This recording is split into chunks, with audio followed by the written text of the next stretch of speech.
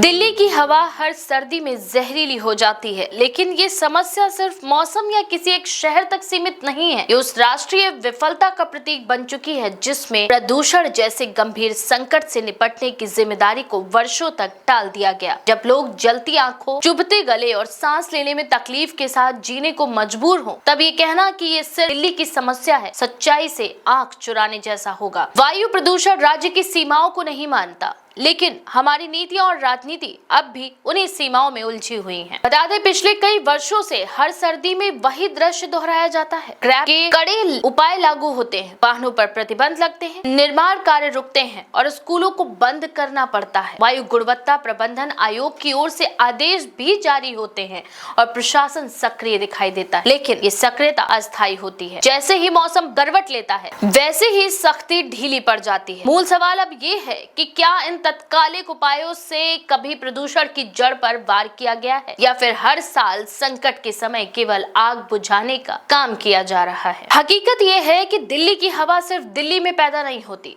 पंजाब और हरियाणा के खेतों में जलने वाली पराली का धुआं, राजस्थान की धूल, यूपी के औद्योगिक इलाकों से निकलने वाला प्रदूषण और दिल्ली के चारों ओर फैले ईंट भट्टे मिलकर इस पूरे क्षेत्र को गैस चैम्बर में तब्दील कर देते हैं। जब राजधानी में वाहनों पर रोक लगाई जाती है, तब भी आसपास के इलाकों में पुराने ट्रैक्टर्स और डीजल वाहन धड़ल्ले से धुआं उगलते रहते हैं। ऐसे में ये उम्मीद करना कि दिल्ली अकेले इस लड़ाई को जीत लेगी अव्यवहारिक ही नहीं बल्कि गैर जिम्मेदाराना भी है। राजनीति ने इस समस्या को और उलझाया है। एक समय दिल्ली सरकार ने पंजाब में पराली जलाने को मुख्य दोषी ठहराया था, तब केंद्र सरकार चुप रही। बाद में जब सत्ता समीकरण बदले तो आरोपों का रुख हरियाणा और यूपी की ओर हो गया। अब जब केंद्र और दिल्ली में एक ही दल की सरकार है तो बहाने खत्म हो गए हैं, लेकिन समाधान अब भी नजर नहीं आता। माफी और आरोप प्रत्यारोप से आगे बढ़कर एक ठोस और दीर्घकालिक नीति की जरूरत है जो राजनीतिक सीमाओं से ऊपर उठ सके। केंद्र सरकार ने 2019 में राष्ट्रीय स्वच्छ वायु कार्यक्रम की शुरुआत की थी। इसके तहत देश के 131 शहरों की पहचान की गई। बता दें कि केंद्र सरकार ने 2019 में राष्ट्रीय स्वच्छ वायु कार्यक्रम की शुरुआत, इसके तहत देश के 131 शहरों की पहचान की गई। PM 2.5 और PM 10 के लक्ष्य तय किए गए और इसके लिए धन भी आवंटित किया गया। कागजों में ये एक बड़ा कदम था, लेकिन जमीनी हकीकत कुछ और ही कहानी कहती है। शहरों ने आंकड़ों के जरिए प्रगति दिखाने की कोशिश की, लेकिन आम लोगों को इन आंकड़ों पर भरोसा ही नहीं हुआ।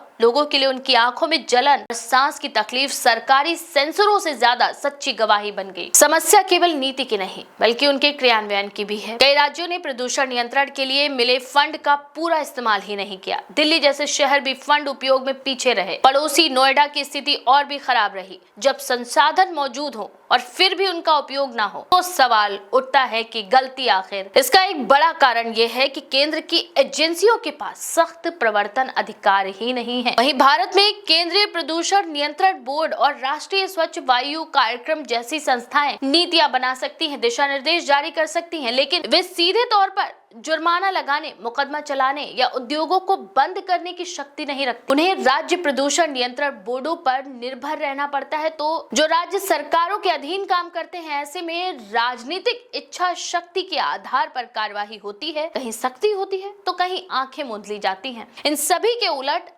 अमेरिका जैसे देशों में पर्यावरण संरक्षण के लिए एक शक्तिशाली केंद्रीय एजेंसी है जो मानक तय करने के साथ ही साथ उनका पालन भी सुनिश्चित करती है। वहां नियम तोड़ने वालों पर सीधे कार्यवाही होती है और उन्हें अदालतों का सामना करना पड़ता है। भारत में ऐसी किसी एकीकृत और मजबूत संस्था की कमी साफ महसूस होती है। संसद में भी इसी दिशा में गंभीर बहस का अभाव रहा। प्रदूषण एक बहुराज्यीय समस्या है और इसे संघीय ढांचे के नाम पर राज्यों पर छोड़ देना सबसे बड़ी भूल साबित हुई है। वो मुद्दा है जहां केंद्र को नेतृत्व दिखाना चाहिए था। जब लाखों लोगों की जान दांव पर लगी हो तब ये कहना कि ये राज्यों का विषय है जबकि जिम्मेदारी से बचने जैसा लगता है। प्रदूषण से निपटने के लिए एक राष्ट्रीय रोड मैप की जरूरत। इसमें परिवहन, उद्योग, कृषि और शहरी नियोजन सभी शामिल हो सके। जैसे कि आप उदाहरण के तौर पर लीजिए, अगर निजी वाहनों पर निर्भरता कम करने के लिए एक मजबूत और समन्वित अंतर राज्य सार्वजनिक परिवहन प्रणाली की आवश्यकता पड़ेगी। साथ ही साथ किसानों को पराली जलाने के विकल्प भी देने होंगे।